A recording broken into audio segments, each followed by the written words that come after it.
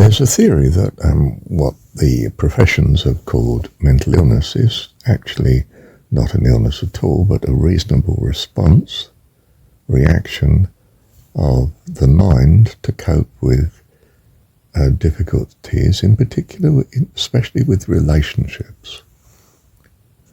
But it can be other difficulties like a serious illness or some catastrophe, physical catastrophe like a famine and so forth. That your behaviour is strange. That the behaviour itself is a malady, whereas the behaviour is simply a symptom of a situation that is causes and conditions, even possibly a cause within your own body where something's not functioning right, certain hormones or pheromones are not kicking in the right way, whatever it is. Now, in fact, every reaction that we find unpleasant or unacceptable or difficult is a consequence of something. It's caused by something. Even if you take the sort of extreme Pentecostal type approach, it's a demonic possession. Well, right, better deal with the demon then, ask him to leave. Or, pronounce some words over him that drives him out the door. Now, I'm not just giving a discourse here on the futility of blame. I'm saying, no, there's definitely a cause. Let's track down what the cause is. And that's what we need to put right, not the symptom. I can suppress your antisocial behaviour by fear and force. That's how the justice system works to a large extent, doesn't it? I can treat it with paralysing medicines and chemicals. And it's not really getting to the root of things, is it? What is it that's,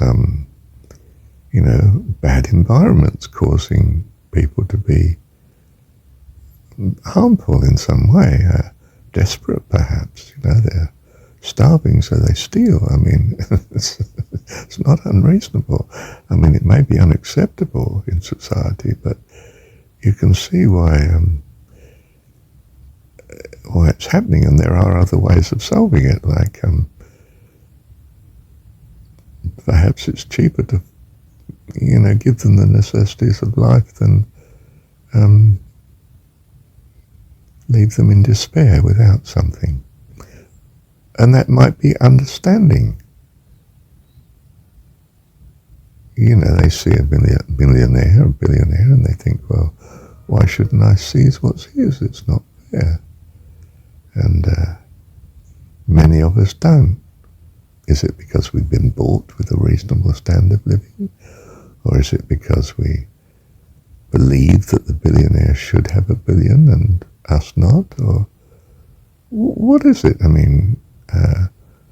What brings stability?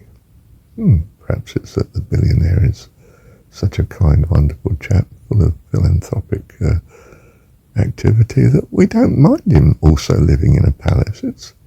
It's not a problem to us. He's such a help. He's such a blessing.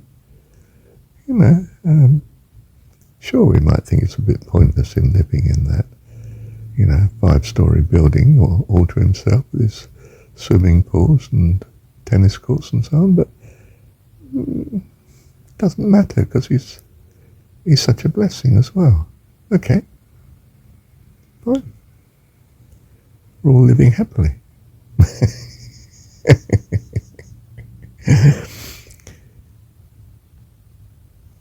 But do you see, if we come back to previous two recordings, we need to get to what's cause? Now, if I live in a world where there's no God, I'm at risk.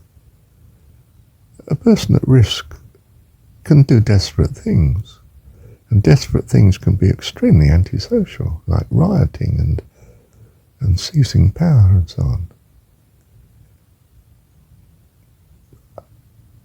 And can result in them killing themselves too. You know, it can be a very unhappy state. So when you're confronted with an unhappy state, say, now, first of all, would it have made a difference if this person loved God? And it's nearly always the case. I mean, it would have made a lot of difference. Would it have made a difference if those around him had loved God too? Oh my goodness, would it have made a difference? I mean, it goes without saying, doesn't it? Oh, by God, I do mean something of your God, God of kindness and of some ability too, you know, I mean, not one of these gods that goes around wiping everyone else out. I mean, that's not going to be, that's not likely to contribute to civilization, is it? Endless war and sheer hell and loss. I mean, it's not rocket science, is it? So very often you'll find that something troublesome that you're coping with is put right almost immediately by reminding yourself God loves you and is probably blessing you by this difficulty. And it's best to remind yourself of that. And in fact, it might seem a bit absurd and bizarre, but if you thank him for the situation, that very often in itself has an extraordinary effect on the consequences. And there may be occasions when it doesn't. You're in an emergency and you just need to jump, and that's all there is to it. So you do. Okay. You know, and you recover afterwards, but recover in the situation of trusting God for what's happened. Not full of remorse as if, you know, God does not rule. That can lead to further desperation and bad decision making. But your practice will show you the way to go. But so often it's the case that this situation would be far better if you choose to trust God. You say, well, I can't. Okay. Well, thank him for the things that are good. Bring that to mind rather than all the things that are bad. And you'll quickly find that some of the things that are bad are not bad, and some of the things that are bad are so trivial that you can thank him for them anyway. It's not a problem. You trust him for the little things, and it grows. Do you see? It's not a case of reasoning it out. Have I proved God exists or doesn't exist?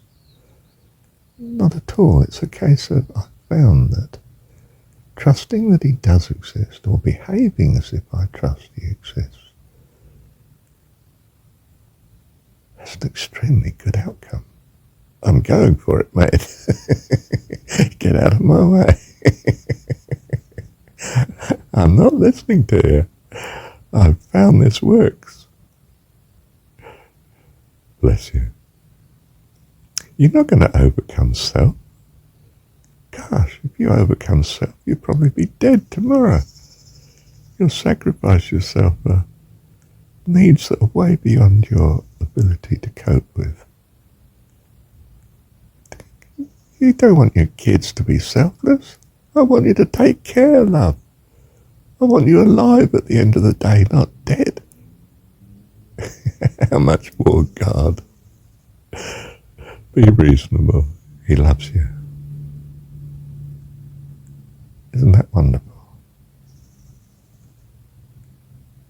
That should bring tears to your eyes. It does mine. Bless you. Thank you, Dad.